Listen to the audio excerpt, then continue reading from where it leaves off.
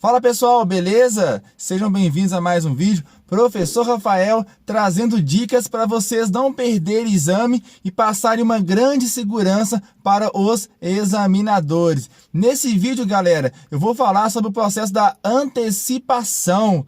Toda vez que o examinador te pede um comando, ele gosta de ver o candidato fazendo o processo antecipado. Como assim, Rafael? Que processo que é esse? Vou dar um exemplo para vocês aqui. Quando o examinador ele pede um comando para vocês, que seja o comando, vou dar um exemplo da parada sem usar o freio, tá? Geralmente aqui em Belo Horizonte, os examinadores esperam os candidatos jogar a terceira. Esse comando, galera, é feito na subida. Então ele espera o candidato jogar a terceira marcha e pede o comando de parada sem usar o freio. Muita gente confunde esse comando e às vezes não consegue executá-lo corretamente. Por quê? Vou explicar para vocês agora. Quando o candidato ele joga a terceira marcha e o examinador pede o comando, o candidato já tem que estar apto a entender sobre o processo da sinalização. Ele vai sinalizar para a direita, observar o retrovisor central, o retrovisor da direita, só que aí que está o segredo. Ele esquece de reduzir para a segunda marcha e faz o alinhamento de terceira. Tem candidatos que lembra que tem que voltar a marcha, mas ele não volta porque o carro perde velocidade. Então, da terceira, ele coloca a primeira marcha. Não pode, galera. O comando automaticamente ele será cancelado. O segundo erro é o candidato que ele vai fazer o alinhamento de terceira, ele lembra que tem que reduzir a marcha. Quando ele volta para a segunda marcha, o carro já perdeu muita velocidade. Então, no processo do alinhamento ali, a segunda marcha não vai conseguir acompanhar o movimento mais, aonde o veículo acaba morrendo, tá? Tem candidatos que o carro morre e ele pisa na embreagem, o carro acaba voltando para trás. Quando o examinador ele interrompe o pé no freio, se você não tiver esse processo de segurança, vira uma falta eliminatória. Então, galera, qual que é o processo correto a ser feito nesse comando de parada sem usar o freio, sendo que o candidato ele pode estar de terceira marcha na subida?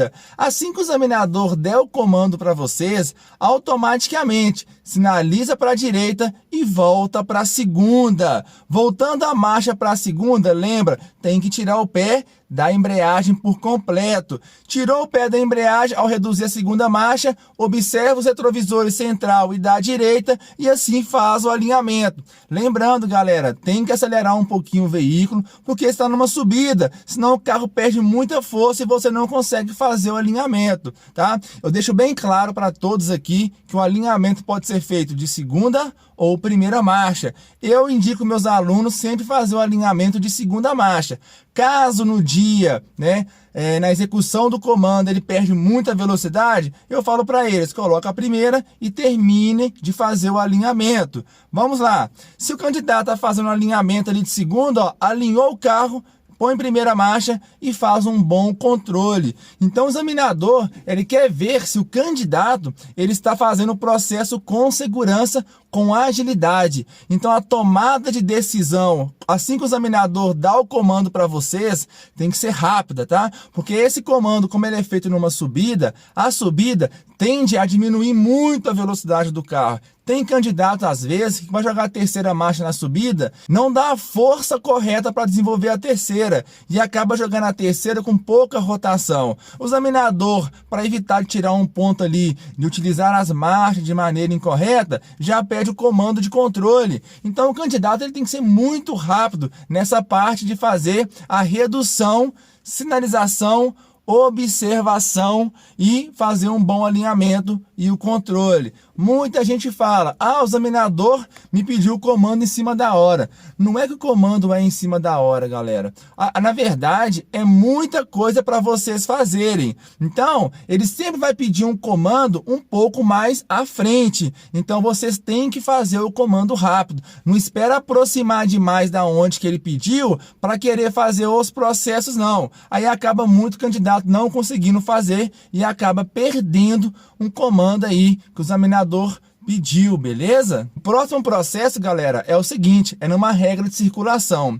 Muitos candidatos aí, avistam um quebra-mola e faz o quê? ele espera aproximar do quebra-mola, às vezes nem reduz a velocidade não, ele sabe que para passar no quebra-mola é de primeira ou segunda marcha, ele está de terceira marcha, então ele avista o quebra-mola, deixa o carro aproximar mais rápido e quer fazer tudo em cima da hora. Então acaba, galera, às vezes o candidato jogando quarta marcha ao invés da segunda, soltando a embreagem mais rápido, porque o pé não pode passar apoiado ou pisado na embreagem enquanto o carro passa sobre o quebra-mola.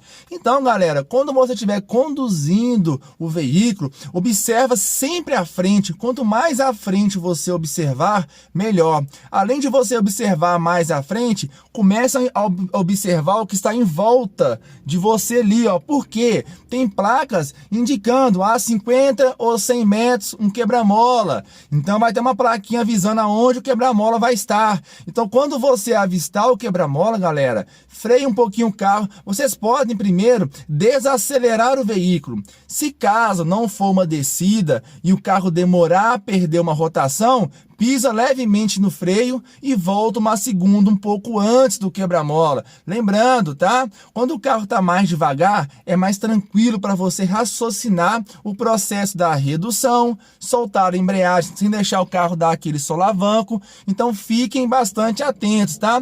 Sempre observe com antecedência as condições adversas que a via vai oferecer para você. Beleza? Outro fator também, galera, é a parada obrigatória. Muitos candidatos observam a parada obrigatória, mas do nada dá um branco. Eles esquecem que tem uma parada obrigatória. Então, galera, quando vocês avistarem uma parada obrigatória, já fiquem atentos, tá?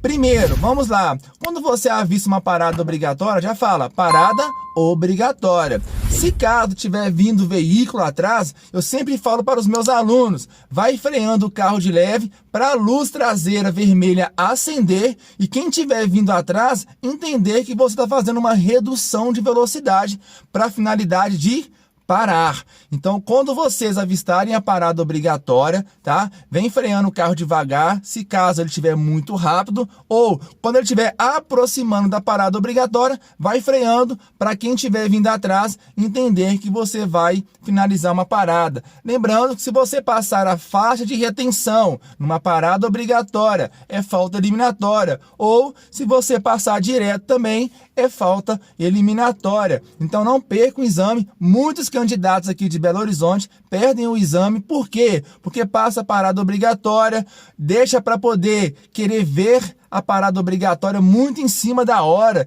Então não tem como. Tem que avistar com antecedência. Todo o processo no carro, galera, ele é feito com antecedência, tá? Eu dou um exemplo muito claro para os meus alunos.